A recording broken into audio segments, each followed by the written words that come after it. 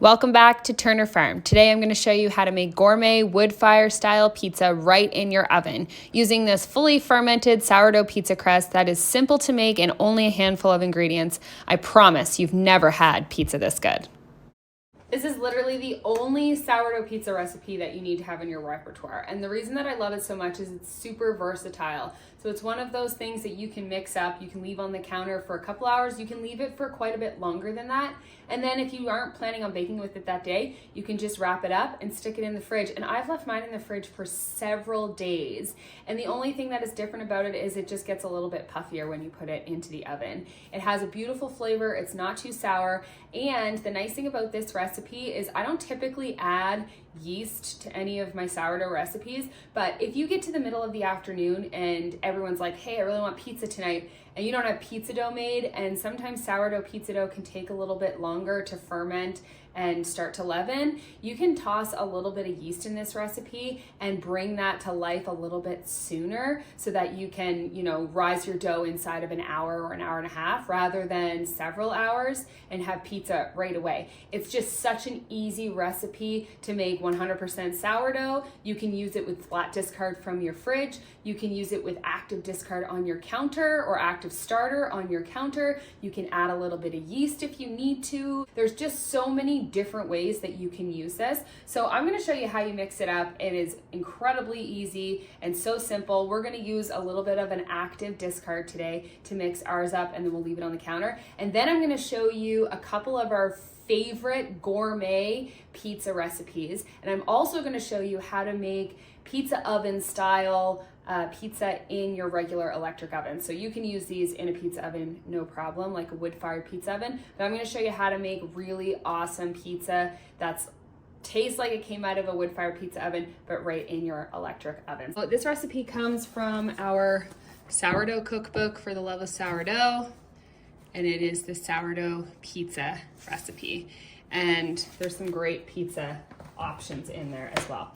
Okay, so we're gonna start with warm water and warm milk. It's really easy to measure out warm water and warm milk. So what I like to do is take half a cup of really hot water and pour it in. We're just gonna take our cold milk right out of the fridge, and we'll do half a cup of our cold milk.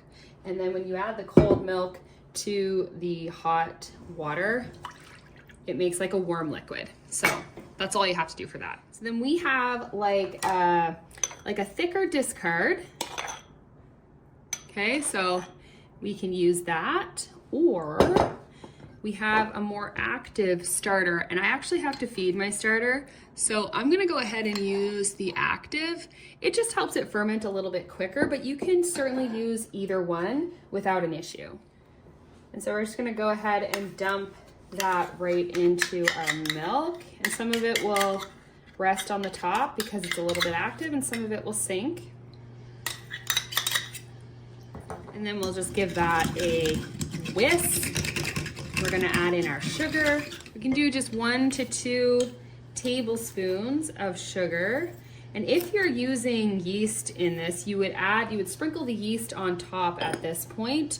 I usually do like half to a teaspoon, depending on how quickly I need it to rise. We're not gonna do that today because we're gonna do a traditional 100% sourdough pizza dough, but you would mix that on there and the sugar would help activate that yeast.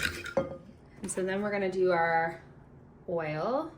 So you can do melted butter with this too. I'm just doing 2 tablespoons of extra virgin olive oil or avocado oil, and then 2 teaspoons of our salt. And we'll mix that together, and then we're gonna add in our flour. So if you're using a high protein all-purpose flour, it'll be about 2.5 to 3 cups. Start with the lower amount, just depends on kind of what your flour, everyone's flour is different, everyone's protein percentage of their flour is different. So we're gonna start with 2.5 and see, because we don't want really dry pizza either. We want this to be able to ferment nicely and rise in the bowl. And as always, it's always going to depend on how thick your discard is too. If I'm using an active starter, you'll see I don't need a lot of extra flour. So I started with the 2.5 cups, and I can add a tiny bit more, but maybe just enough to knead it on the counter. Otherwise, it's pulling away from the sides and it's coming together really nicely. So I'm just going to add a little bit of flour just to the table or the counter so I can knead it. I did not add any extra, so I just did the 2.5 cups. If you're using a soupier discard from your fridge, you're probably gonna need closer to 3. So it always depends on the starter or discard for what you're using in your recipe. You wanna make sure that you're gauging your flour and starting with the lowest amount, but knowing that you'll probably have to go up a little bit more if you have a soupy starter. Okay, so we're ready to stick that into our bowl to proof or ferment. So I like to grab a different dish. I like to use a deeper dish. I can kind of see how it's rising. And then I just pour a little extra virgin olive oil into the dish and kind of get it all oily. And then I'm just gonna cover this up with like a beeswax towel so that it doesn't have any air. So you don't wanna do like a regular towel because then it will dry out the surface of your dough. So a plastic wrap, or I'm gonna use a beeswax wrap to go over top of the dough, and we'll just let it sit and ferment until we're ready to make our pizza. So as life happens, I made this and then it sat in the fridge for 2 days. So there's just a perfect example of how versatile this dough is. So I made it, I fermented it on the counter, then I just wrapped it up and I stuck it in the fridge, and it's been in there for like 48 hours. And we're gonna just put this into a bowl and just let it kind of warm up a little bit, but you could bake it right from this. The nice thing about not using butter in the recipe and using oil instead is that it stays quite malleable, so you can spread this out. You may need to use a rolling pin if you're going to put all your toppings on and bake it right from cold, but if you let it sit out for even just 30 minutes, it will kind of come back to life and you'll be able to stretch and do all the things that you would normally do with pizza dough. So what I'm gonna show you our favorite pizza night. Is like such a big night in our house. We love to do like really nice gourmet pizzas. So I'm gonna teach you a couple of our favorite gourmet pizzas that are really easy to do at home in your oven. And I'm gonna make 3 pizzas out of our 1 batch of dough. You can make up to 4 out of this, especially if you're doing like when our kids have friends over and we wanna just make a bunch of different types of pizzas. You can do up to 4 and you can get quite a few slices out of it. Or you can do 2 huge ones. I don't love to do the huge ones because I really like to have like a wood-fired pizza oven kind of feel with it. And so I like a lighter dough with a whole bunch of different toppings on it. So if we're using the oven, I like to keep it at 3 or 4 out of 1 batch of dough. And I'm gonna show you my favorites. Another tip I like to do is make sure that all of the ingredients we're using for our pizzas are laid out on boards. And this makes it really easy for our kids to help out, or if they want to make their own pizzas. So we have all of our different types of cheeses. We're making a garlic oil for these ones, some meats, and then some different sauces as well. So here are some of our favorite toppings to put on our pizza. So we have some shredded mozzarella. We have some cubed up and sliced mozzarella. We have some cubed cheddar. We have Parmesan, some arugula, a whole bunch of different types of sliced meat. So we like to use kind of like charcuterie meats in place of pepperoni. And then we have our prosciutto, garlic oil, fig jam, some Nona Pia's balsamic glaze, some AR's hot honey. And I'm gonna show you how we use all of these, arugula, and then our pizza dough. And so we're gonna just put this all together into some really simple gourmet pizzas that we love. So I'm just gonna show you our setup and how you make pizza in an oven kind of tastes like a wood-fired pizza oven, and it's one of these cast iron stone type things. You can use a pizza stone. I like the cast iron personally. And then you're gonna preheat it in the oven at 450 degrees. And I'll show you how we prepare the pizza and slide it in there. But you want this in there at 450 degrees before you put your pizza dough in. So you can use any type of kind of pizza paddle, I guess. This one's from Uni. You can use a wooden one. I love a wooden pizza paddle. This one is just steel. And so what we do is we just make sure we flour it up. You want to make sure there's a lot of flour underneath this, because when we spread the pizza crust on top, it's basically, it's going to start to develop moisture underneath, and it can stick. So trick is you want to keep it nice and light, so not a whole bunch of heavy toppings, only a few toppings on top, and then a nice small pizza, nice and floured underneath, and it will slide right into the oven. So the first one that we're gonna do is one of our all-time favorites, and this pizza dough is still quite cold. So we're just going to, if you have pizza dough that's quite cold, I would suggest not stretching it and like folding it and doing all of that because it will tear. So we're just going to gently press it out on the pan, and we're not making a huge pizza. We're just gonna start with something small. And so what I like to try to do, if you're trying to get this to taste like you put it in a wood-fired pizza, making sure the middle isn't super thick. So again, that's harder to do when your pizza dough is cold, but just working around the edges so the edges can stay nice and thick, but the middle isn't. The middle is gonna be nice and thin. So then we're gonna take our fig jam. We're going to spread this on our dough, and honestly, sometimes for this part, it is nice to have colder dough because it doesn't stretch as much. We're just going to spread this liberally over the whole surface of the dough.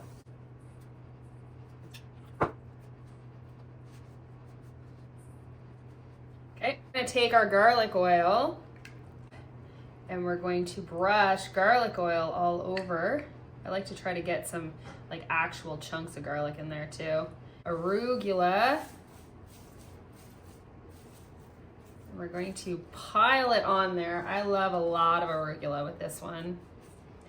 And then we're gonna take our Parmesan cheese. You can use Asiago or another kind of harder cheese if you'd like as well. And this looks like a lot of toppings, but it's not, because it's still light, but you'll notice that even just with that, it's starting to stick in some parts. So I just like to kind of come in here and just make sure, especially if you get like oil on it, make sure that it's still able to slide easily. That's the trick. Okay, and we'll do a little bit of mozzarella, but not a lot. And then we're gonna come in with our prosciutto, and we're just going to cover the entire top of the pizza. The prosciutto has to go on the top, and the reason for that is because otherwise it gets a bit slimy, and I like it when it's really crispy. It kind of, this will crisp up just like a bacon, like a thin bacon. So we're gonna slide that into the oven just like that. So just like you would in a pizza oven, we're gonna slide that in there and leave that to bake. So this one's a bit different. We're gonna use some scissors, and we're gonna take 4 cuts out of it. We're gonna do another one. And I'm doing this not on the pizza peel because I need the tackiness of the dough. I don't want a lot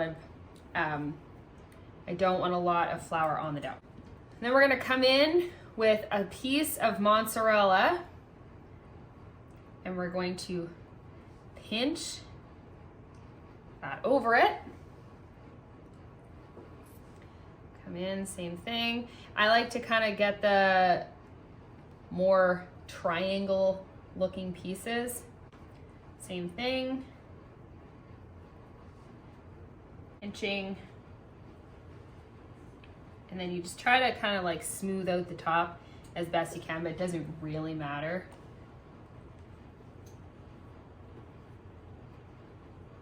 So again, you're gonna wanna make sure that you have enough flour under here, because this is gonna be a heavier one and it's already kind of sticking, but it should be all right. So we're gonna do this one with actual pizza sauce. So we'll go and get our pizza sauce spread around the middle of this. This one is sort of like a pepperoni pizza, but we're gonna do a few different cheeses and a couple different types of pepperoni. So we're gonna do some spicy pepperoni or spicy salami on there. Do a couple big chunks of cheddar and then a couple of mozzarella. Then we're gonna just sprinkle with a little bit of Parmesan cheese. So it's kind of like 3 cheese, your pepperoni. So this one's out of the oven, and what we do with this one is we're gonna take our balsamic glaze and we're just going to, I let it cool a little tiny bit, and then we're just going to drizzle this all along the top. We're going to sprinkle with some flaky salt.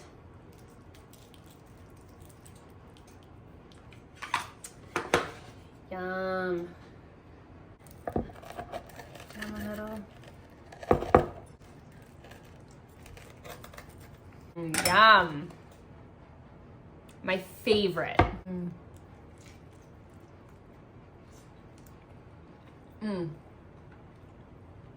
So good. Oh, here's our star.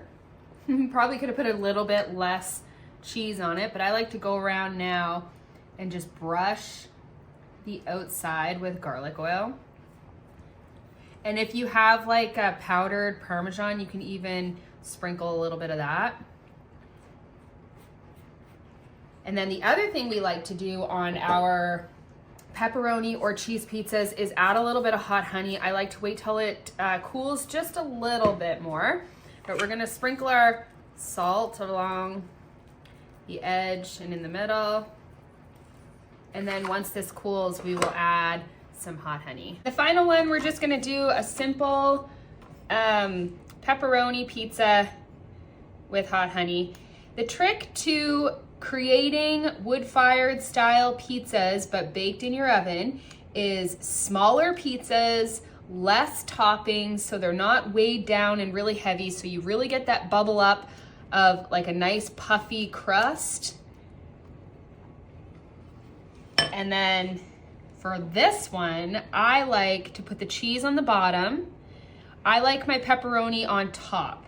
So for us, we like a crispy kind of meat on the top of the pizza, and that kind of gives the best overall flavor. We're gonna do a couple hot, spicy pieces of pepperoni, and then the other thing with pepperoni pizzas is making sure you put the pepperoni really close together, because it will ultimately shrink when it goes into the oven. And for our like classic pepperoni pizza, I try not to put any more cheese on top of the pepperoni. These will get nice and crispy and delicious. We'll just slide that right in. This one's ready now. Oops, we're gonna take our hot honey. It will soak in. And then a little bit of extra salt. If you are a salt lover like me, then you'll do lots of salt on your pizzas, but you don't have to. So as you can see, the difference in the pepperoni when it's underneath the cheese as opposed to on top, and I'll show you the difference. But then we have that beautiful stuffed crust of mozzarella cheese. And this is just such a fun one. You can get lots of slices out of this one, and it's delicious. So you could put the pepperoni on top for this one if you want it crispier. Or you could just leave it out at all and just do cheese. It's kind of personal preference.